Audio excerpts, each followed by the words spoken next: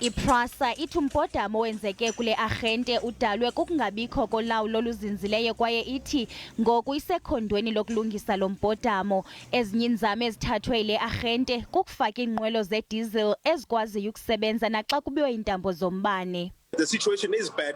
The infrastructure has been vandalized, but in situations where we can use diesel locomotives, where, even though the overhead electrical traction cables are missing, but where the rail infrastructure is still sound, we use diesel locomotives. Ukanti izikhululo zololiwe ezichaphazeleke kanobomi zezikwiphondo laseGauteng. Kungoku nje le arhente ityala oonogada abayi-3,100 abaza kuqinisekisa ukhuseleko kwezi zikhululo zololiwe.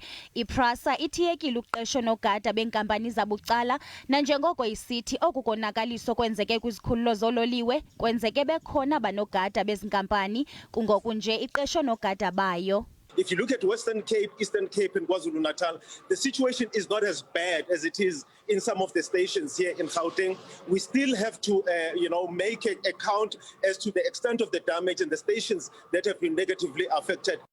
Kutshanje kubanjwe abantu abathandathu eNew Canada kwafunyanwa izixhobo zale arhente ezixabisa i-5.5 million rand.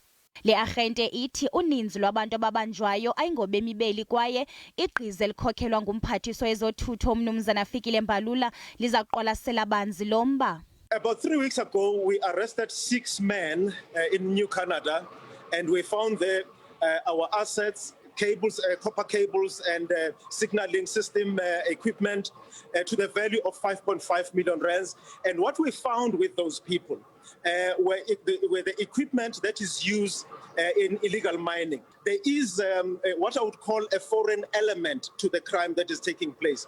Foreign element in the sense that our copper cables are smelted, taken out of the country into a neighboring country and then shipped off to India and other neighboring countries. And also what is worrying for us, and we have to be very careful when talking about this because, we still have a volatile situation in the country. A lot of the people that get arrested doing this are people who are not South Africans. IPRASA ithi nethemba lokuba la manyathelo wathathileyo aza kuba neziqhamo.